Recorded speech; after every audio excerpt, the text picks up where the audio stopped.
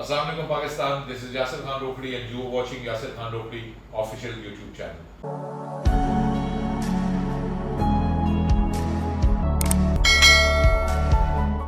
आज हम बात करेंगे लवबर्ड्स की the most favourite and the most in demand mutation opalines. Opalines को क्या चीज़ दुनिया का फेवरेट लवबर्ड बनाती है? बेसिकली दो फीचर्स हैं। पहला फीचर जिसमें ओप्लाइन में फिशरी मास्किंग हेड से क्लियर हो जाती है और हेड क्लीन हेड हो जाता है, और दूसरा फीचर उसके विंग्स के ऊपर एक मार्किंग आती है, जिस एक खास पैटर्न आता है जिसकी वजह से ओप्लाइन को इतना ज़्यादा पसंद किया जाता है। अब जो नए फैंसियर्स हैं, जो बहुत सारे लोग जिनको ओप्लाइन ब्रीड कराने का ज़्यादा तजर्बा नहीं है, उनके ख्याल में जो उसका हेड हुड की क्लियरेंस है या जो क्लीन हेड है ओप्लाइन में, वो सबसे इम्पोर्टेंट चीज़ है, उसको सबसे ज़्यादा इम्पोर्टेंस दी जाती है। जहाँ पे बेसिकली जो उसकी फिश स्केल मार्किंग है, जो एक पैटर्न उसके विंग्स के ऊपर आ जाता है, जिसको जो एज लाइक पैटर्न होता है, उस पैटर्न की अहमियत सबसे ज़्यादा है। सबसे इम्पोर्टेंट चीज़ ओप्लाइन में वो पैटर्न है, वो कितना खूबसूरत है, वो कितना डार्क है, वो कितना वेल डिफाइंड है। अगर ब्लड लाइन अच्छी है तो अगर हुड थोड़ा सा डर्टी भी है, हल्का फुल्का अगर उस पर मास्किंग आ रही है तो वो एक्सेप्टेबल है, as long as blood line आपकी अच्छी है। अगर ब्लड लाइन अच्छी नहीं है तो क्लीन बर्ड है या वो डर्टी बर्ड है, वो आप उससे बचें, बिकॉज उसकी ब्रीडिंग रिजल्ट्स क्या आएंगे वो कोई भी प्रोडिक्ट नहीं कर सकता। अगर अच्छी ब्लड लाइन को ओप्लाइन है, उसका हुड अगर थोड़ा डर्टी भी है, तो डोंट वरी, वो अच्छे बर्ड्स प्रोड्यूस करेगा और सुपर बर्ड्स भी प्रोड्यूस करने का केपेबल होगा अगर ब्लड लाइन स्ट्रॉन्ग है। अच्छा, अब ये सारी तमीद बांधने का मकसद ये था कि दो चीज़ें जिनकी वजह से ओप्लाइन की इंपॉर्टेंस बनी, एक क्लियर हेड और दूसरा विंग पैटर्न। तो इनमें विंग पैटर्न की अहमियत सबसे ज़्यादा है। अब क्या हो रहा है कि बहुत सारे ब्रीडर्स दुनिया में ओप्लाइन के हुड को क्लियर करने की रेस में, उसकी भाग दौड़ में, उन्होंने इस तरह की ओप्लाइन के साथ पेयरिंग्स की हैं कि जिनकी वजह से हुड तो क्लियर हो रहा है, लेकिन जो उसकी विंग्स का पैटर्न है वो सारे का सारा खराब हो रहा है, वो कुछ केसेस में तो बिल्कुल गायब हो रहा है।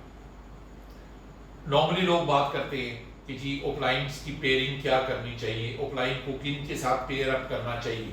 आज की वीडियो में मैं आपके साथ डिस्कस करूंगा कि कौन सी ऐसी म्यूटेशंस हैं जिनको आपने ओप्लाइन के साथ पेयर नहीं करना। पहली म्यूटेशन पेस्टल। मेलेनिन एक चीज़ होती है, एक स्किन पिगमेंट होता है। बेसिकली आपकी बर्ड का कलर डार्क होगा या लाइट होगा, वो मेलेनिन पे डिपेंड करता है। अगर बर्ड में मेलेनिन हाई होगा तो आपका बर्ड जो होगा वो डार्क कलर का होगा। अगर मेलेनिन लाइट होगा, कम होगा, मेलेनिन रिड्यूस होगी, तो आपके बर्ड की कलर जो है वो लाइट हो जाएगा। पेस्टल म्यूटेशन का सबसे इंपॉर्टेंट फीचर क्या है कि जी वो मेलेनिन रिड्यूस हो जाता है। पेस्टल में जब मेलेनिन रिड्यूस हो जाता है तो बर्ड का कलर फीका हो जाता है, बर्ड का कलर लाइट हो जाता है। तो जब हम पेस्टल को ओप्लाइन के साथ पेयर करेंगे तो हुड तो शायद क्लियर हो जाए, लेकिन जो उसकी विंग पैटर्न है या जो फिश स्केल मार्किंग है, जो एज पैटर्न है उसके फेदर्स के ऊपर, वो बिल्कुल उड़ जाएगा। तो जब अगर वो आपका बेसिक ओप्लाइन जो मार्कर है, जो ओप्लाइन की खूबसूरती है, वो जो फिश स्केल मार्किंग है, अगर वो ही उड़ जाए तो it will be a useless bird, it would be a ugly looking bird, it will be a opline without any marking on the feathers। तो वो बिल्कुल सेंसिबल ऑप्शन नहीं है।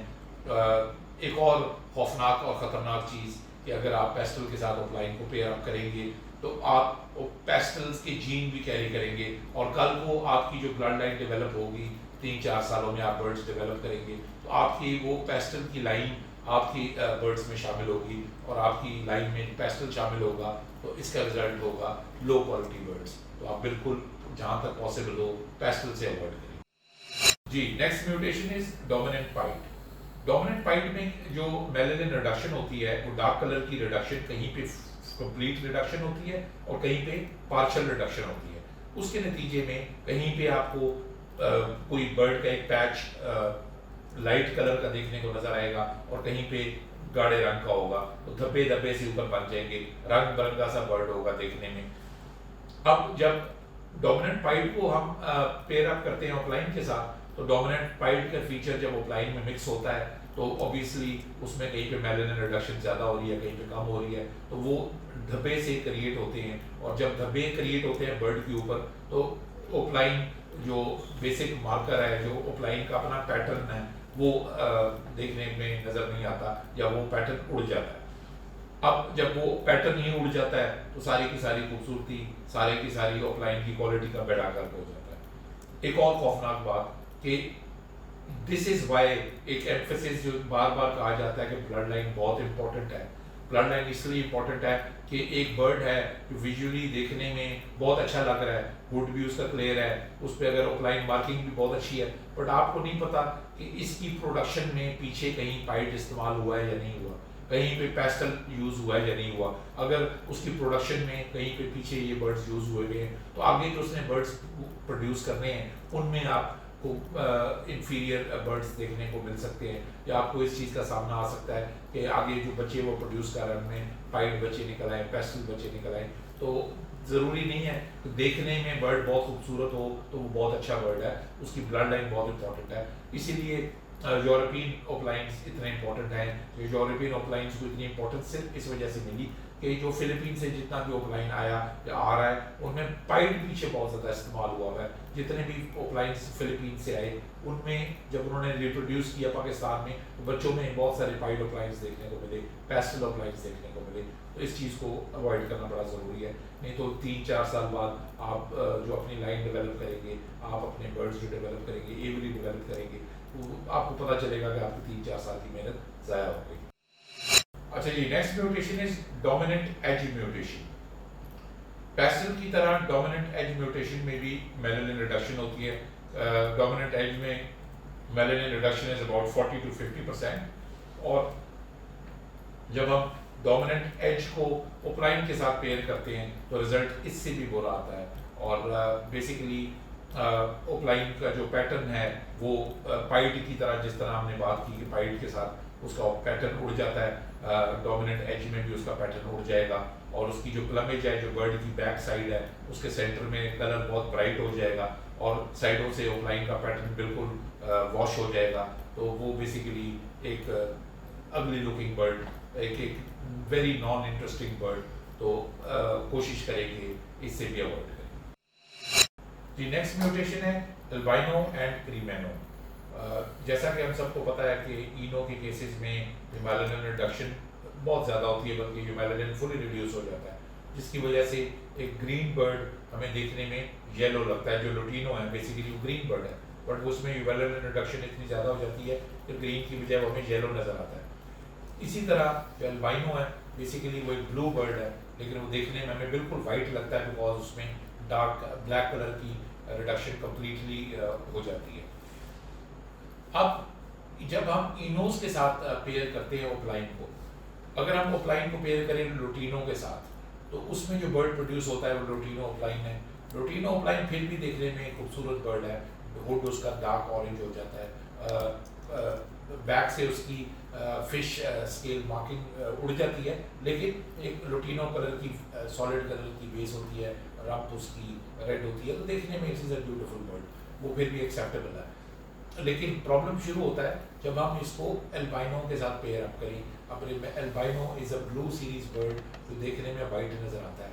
अब उसमें जो मेलानिन रिडक्शन इतनी ज़्यादा हो जाती है कि जब ओपलाइन के साथ आप पेयर करते हैं और जो बर्ड प्रोड्यूस होता है वो उस मतलब वो प्योर वाइट एल्बाइनो के देखने में वो प्योर वाइट एल्बाइनो होता है, और बहुत मुश्किल होता है इसको पहचानना कि वो सादा एल्बाइनो है या एल्बाइनो ओपलाइन है, बिकॉज वो बिल्कुल एल्बाइनो की तरह वाइट कलर का एक बर्ड होगा।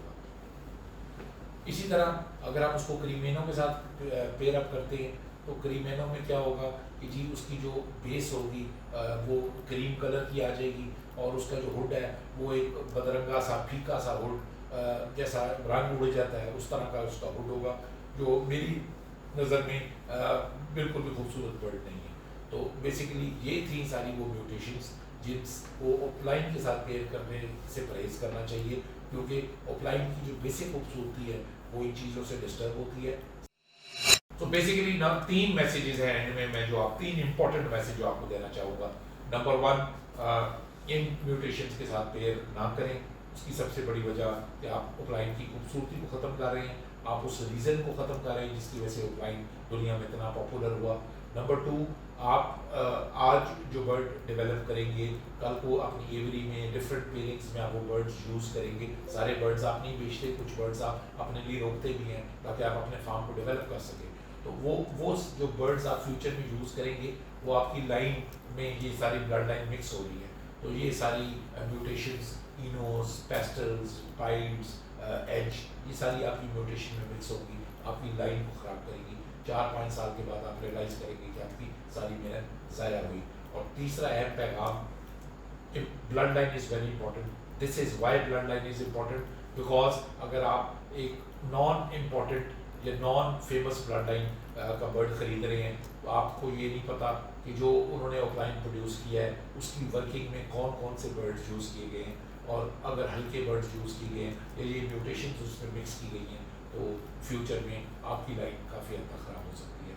तो उम्मीद है आपकी आज की वीडियो आपको अच्छी लगी होगी, और thank you very much for liking my content and encouraging me to make more videos for you.